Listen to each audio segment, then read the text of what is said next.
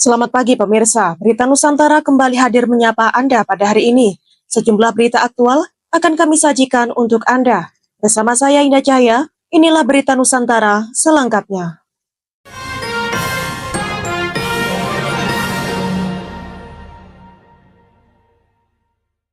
Pemirsa, Presiden Prabowo Subianto kembali menegaskan komitmennya dalam mendorong hilirisasi industri nasional. Dalam rapat terbatas yang digelar di Istana Merdeka, Jakarta, pada Jumat 23 Mei 2025, Presiden memimpin langsung pembahasan proyek-proyek prioritas hilirisasi bersama para menteri dan satuan tugas terkait. Dalam pertemuan tersebut membahas tindak lanjut terhadap proyek-proyek prioritas hilirisasi yang mencakup berbagai sektor strategis. Menteri Energi dan Sumber Daya Mineral Bahlil Lahadiah menyampaikan bahwa total investasi kurang lebih mencapai 45 miliar US dollar yang akan segera memasuki tahap realisasi fisik dengan memulai groundbreaking pada bulan Juni mendatang. Proyek ini merupakan program prioritas dari Presiden Prabowo dan hasil kolaborasi antara Satgas dan Kementerian Investasi dan kementerian-kementerian teknis yang lainnya. Proyek-proyek yang dibahas mencakup hilirisasi nikel, bauksit, pembangunan refinery dan fasilitas storage, serta sektor-sektor strategis seperti perikanan, pertanian, perkebunan, dan kehutanan. Selain itu, perhatian besar diberikan pada pengembangan ekosistem industri baterai kendaraan listrik. Tidak hanya untuk mobil, ke depan Indonesia juga akan membangun ekosistem baterai untuk sepeda motor. Hal ini sejalan dengan visi transisi energi nasional dan pengurangan ketergantungan pada bahan bakar minyak. Terkait pendanaan, Menteri Bahlil menegaskan bahwa sebagian besar proyek ini didanai oleh entitas nasional dan antara, dan sesuai arahan Presiden, kepemilikan mayoritas akan tetap berada di tangan negara. Proyek ini disebut sebagai proyek merah putih, menandai pentingnya kedaulatan dan kendali negara atas sektor-sektor strategis yang menjadi fondasi pembangunan jangka panjang. Demikian laporan Java TV melaporkan. Berita selanjutnya pemirsa, Wakil Presiden Republik Indonesia Gibran Rakabuming Raka melakukan kunjungan kerja ke Kabupaten Indramayu, Jawa Barat. Dalam agenda tersebut, Wapres meninjau langsung kesiapan sektor pangan nasional menjelang musim panen kedua, sekaligus memberikan dukungan kepada pelaku usaha dan petani lokal.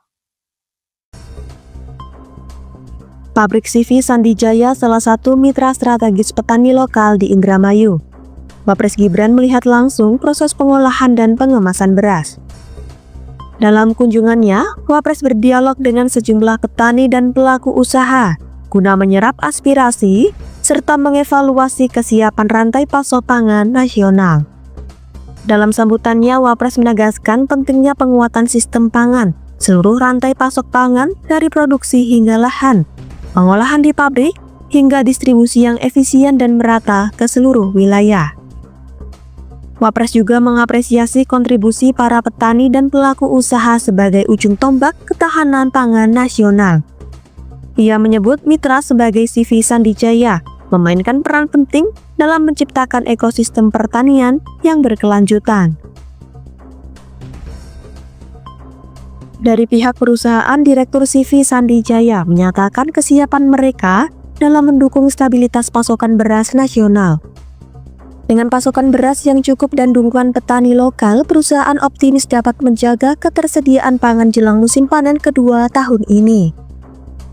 Sebagai salah satu lumbung padi utama di Pulau Jawa, Indramayu terus memberi kontribusi besar terhadap produksi beras nasional. Namun demikian, tantangan seperti perubahan iklim, fluktuasi harga gabah, dan distribusi logistik masih menjadi catatan penting yang perlu segera diatasi. Demikian laporan Java TV melaporkan. Masih di Berita Nusantara pemirsa, kasus kekerasan seksual yang melibatkan grup Facebook bernama Fantasi Sedarah mengundang keprihatinan mendalam. Dalam kasus ini, para pelaku telah berhasil ditangkap oleh pihak kepolisian. Menteri Pemberdayaan Perempuan dan Perlindungan Anak Arifah Fauzi menyatakan komitmennya untuk memberikan pendampingan psikologis dan mental bagi para korban, yang terdiri dari 3 anak dan 1 orang dewasa.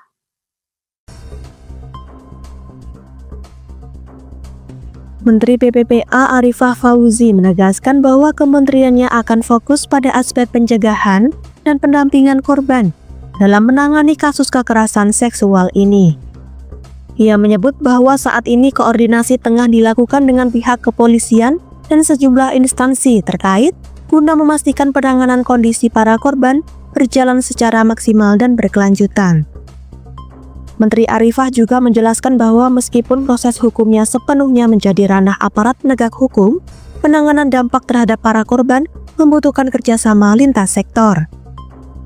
Kementerian PPPA menekankan pentingnya hadirnya negara dalam setiap tahapan pemulihan korban kekerasan seksual, terlebih yang melibatkan anak-anak. Demikian laporan, Java TV melaporkan.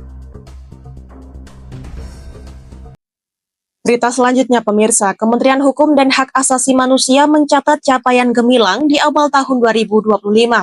Menteri Hukum dan HAM Supratman Andi Adgas mengungkapkan bahwa tren permohonan kekayaan intelektual dan administrasi hukum umum meningkat signifikan seiring dengan akselerasi digitalisasi layanan.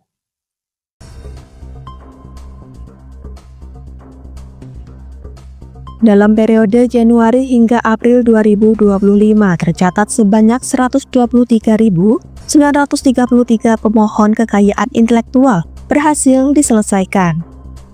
Angka ini melonjak 70,87% dibandingkan periode yang sama tahun lalu. Menteri Supratman menyebut peningkatan terbesar berasal dari permohonan merek dan hak cipta.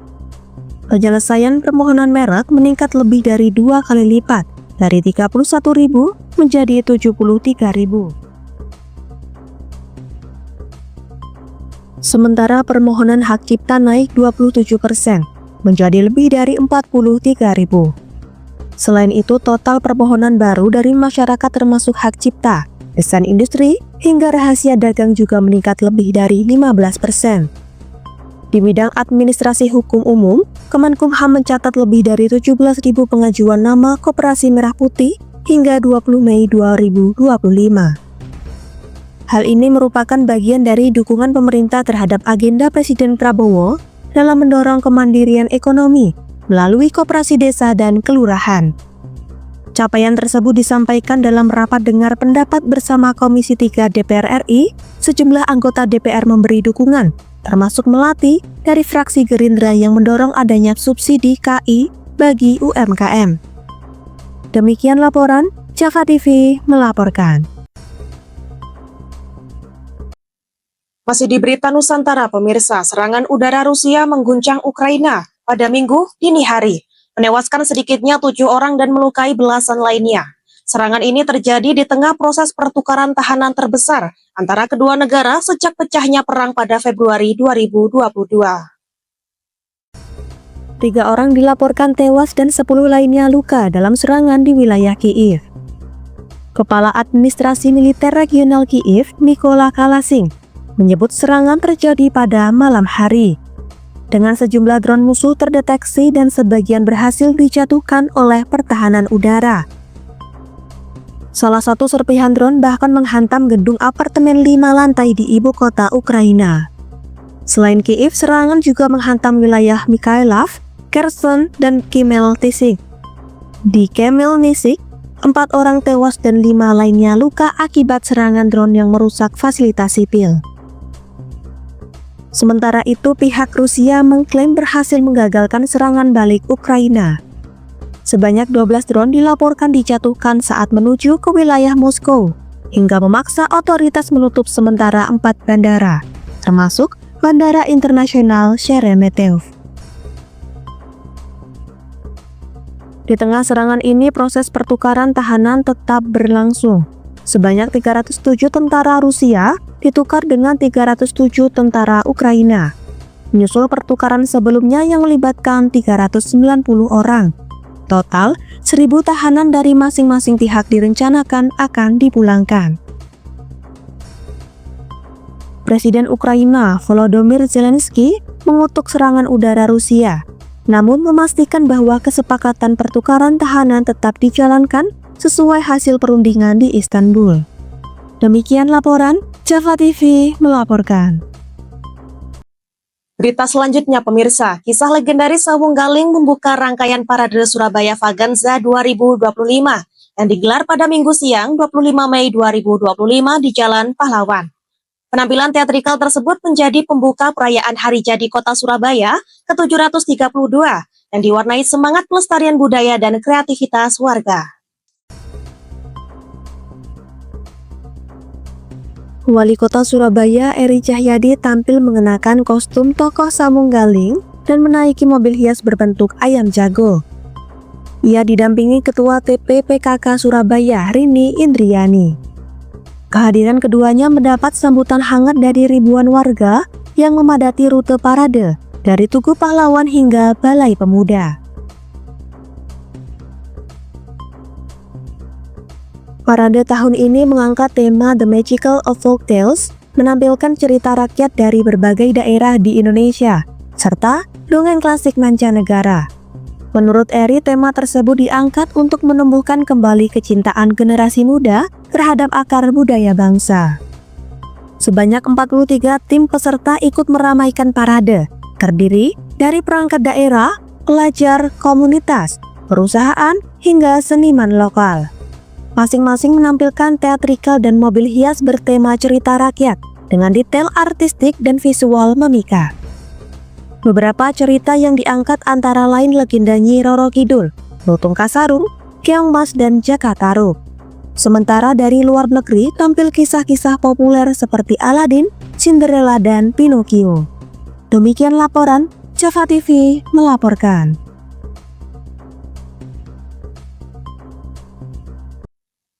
Masih di Berita Nusantara, pemirsa, atap 2 ruang kelas di SDN Petung 3, Desa Petuk, Kecamatan Pacerepan, Kabupaten Pasuruan, ambruk pada Minggu pagi 25 Mei 2025 sekitar pukul 4:20 waktu Indonesia Barat. Meski tidak ada korban jiwa, peristiwa ini dipastikan akan mengganggu aktivitas belajar mengajar di sekolah tersebut. Adi Santoso, warga sekitar yang pertama kali mengetahui kejadian, mengaku mendengar suara gemuruh keras tak lama setelah menunaikan salat subuh. Ia segera memeriksa lokasi dan mendapati atap 2 ruang kelas telah runtuh dengan kondisi bangunan yang rusak parah. Berdasarkan pantauan di lapangan, kerusakan terjadi di deretan ruang kelas yang membujur dari barat ke timur. Dari 6 ruang kelas yang ada, 3 masih dalam kondisi baik. Sementara 2 ruang kelas, yakni kelas 4 dan 5, rusak berat. Reruntuhan genting dan rangka galvalum berserakan di atas bangku-bangku siswa. Bagian teras depan sekolah juga tampak menggantung dan berpotensi membahayakan. Kepala SDN Petung 3 Anisah membenarkan kejadian tersebut. Ia mengaku mendapat kabar dari wali murid pada pagi hari. Menurutnya, bangunan yang ambruk merupakan hasil rehabilitasi terakhir pada tahun 2014. Demikian laporan, Java TV melaporkan. Berita selanjutnya pemirsa, lahan milik BMKG diklaim sepihak oleh ormas di wilayah Pondok Aren, Tangerang Selatan. Namun, Menteri ATR BPN Nusron Wahid menegaskan bahwa tidak ada catatan sengketa atas tanah tersebut. Dalam keterangannya, Menteri Agraria dan Tata Ruang Badan Pertanahan Nasional, Nusron Wahid menegaskan bahwa lahan BMKG di Pondok Aren memiliki sertifikat hak pakai yang sah dan tidak tercatat mengalami konflik hukum apapun. Klaim kepemilikan lahan seluas 12 hektar ini datang dari Ormas Grip Jaya yang mengaku sebagai ahli waris. Namun tindakan tersebut dinilai tidak berdasar dan bahkan disertai pendudukan fisik lahan secara ilegal. Sabtu malam 24 Mei 2025, BMKG bersama aparat keamanan melakukan pembongkaran posko milik ormas tersebut. Dengan bantuan alat berat, seluruh struktur bangunan, mulai dari ruang utama hingga ruang santai diratakan dalam waktu sekitar 30 menit. Sementara itu, Polda Metro Jaya telah menerima laporan resmi dari BMKG sejak 3 Februari 2025 lalu terkait dugaan pendudukan lahan seluas lebih dari 127.000 meter persegi. Kini, pelang penyelidikan dari kepolisian telah dipasang di lokasi. Demikian laporan, Java TV melaporkan. Masih di berita Nusantara, pemirsa, kematian tragis seorang kepala sekolah asal Magelang di kawasan hutan Kebumen akhirnya terungkap. Polisi memastikan korban tewas akibat dibunuh saat menjalani ritual pesugihan bersama seorang dukun.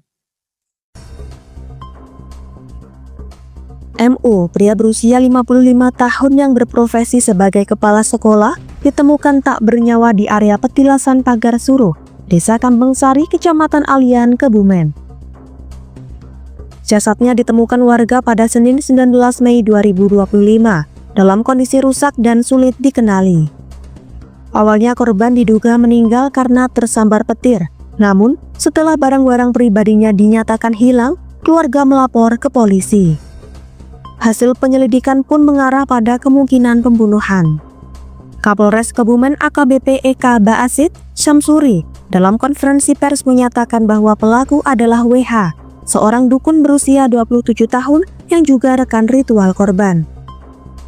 Setelah membunuh korban, WH melarikan diri sambil membawa kabur sepeda motor dan ponsel milik korban. Ia bahkan sempat membongkar sepeda motor dan mereset ponsel untuk menghilangkan jejak. Polisi yang melakukan penyelidikan intensif berhasil menangkap pelaku kurang dari 24 jam setelah laporan masuk. Motif pembunuhan terungkap, pelaku merasa sakit hati karena sebelumnya sempat dihina oleh korban saat ritual pertama dianggap gagal. Demikian laporan, Java TV melaporkan. Berita selanjutnya, pemirsa, seorang siswa SMK berusia 17 tahun di Kabupaten Ogan Komering Ilir, Sumatera Selatan, ditangkap polisi karena diduga menikam seorang pemuda hingga tewas. Aksi penusukan ini dipicu oleh masalah pribadi dan diduga berkaitan dengan hubungan asmara. Pelaku berinisial V, warga desa Sungai Ceper, Kecamatan Sungai Menang, ditangkap aparat gabungan dari Polres Mesuji dan Polres Oki tak lama setelah kejadian. Korban diketahui bernama AM, pria berusia 20 tahun asal desa Sungai Sodong dan berdomisili di desa Margorahayu, Kecamatan Simpang, Pematang. Kapolres Mesuji AKBP Muhammad Haris menjelaskan bahwa peristiwa naas itu terjadi pada Selasa 20 Mei 2025, sekitar pukul 17.30 waktu Indonesia Barat, di kawasan Bendungan Albaret, Desa Simpang, Mesuji. Korban mengalami 3 luka tusuk dan sempat dilarikan ke rumah sakit, namun nyawanya tidak tertolong. Sebelum kejadian, korban disebut tak terima dengan perlakuan pelaku terhadap pacarnya. Ia sempat mencari pelaku ke sekolah, namun tak berhasil menemukannya. Keduanya akhirnya sepakat bertemu di bendungan, yang kemudian menjadi lokasi duel berdarah. Pertemuan itu berubah menjadi perkelahian, dan dalam kondisi memanas, pelaku menikam korban menggunakan senjata tajam bersimbah darah. Setelah kejadian, pelaku melarikan diri bersama seorang temannya. Korban sempat diberi pertolongan oleh rekannya dan warga sekitar, namun dinyatakan meninggal dunia di RS Medica Healthcare Center. Pelaku sendiri berhasil ditangkap polisi kurang dari 2 hari kemudian di kampung halamannya. Demikian laporan, Java TV melaporkan. Baik pemirsa, informasi tadi sekaligus menjadi penutup perjumpaan kita hari ini. Saya Indah Cahya dan segenap tim redaksi yang bertugas pamit undur diri. Selamat pagi, salam berita Nusantara.